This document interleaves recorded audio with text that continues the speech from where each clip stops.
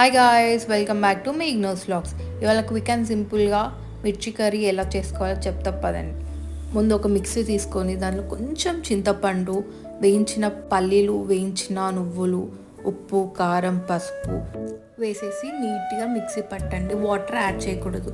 ఇప్పుడు చేసుకున్న పేస్ట్ని చూపించినట్టు మిర్చిని స్లిట్ చేసి దాంట్లో చేసుకున్న ఆ పేస్ట్ని మొత్తం నింపేసేయండి గాయస్, నిండుగా బయటికి రాకుండా.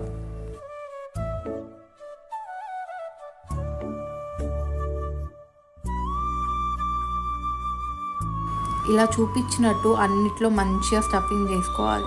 తర్వాత ఫిష్ ఫ్రై చేసుకునే ప్యాన్స్ ఉంటాయి కదా వెడల్పుగా, దాంట్లో లైట్గా ఆయిల్ పోసేసి సిమ్లో ఇందాక స్టఫ్ చేసుకున్న మిర్చి అన్నీ పెట్టేసి అన్ని సైడ్స్ నీట్గా కాలేటట్టు ఫ్రై చేసుకోండి.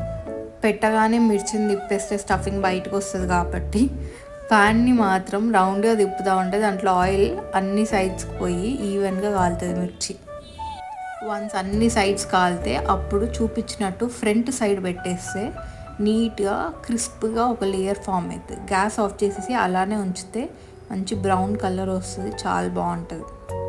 అంతే, మన మిర్చి కర్రీ రెడీ. ఇది టమాటా రసం, సాంబార్కి సైడ్ డిష్ చాలా బాగుంటుంది. Try and let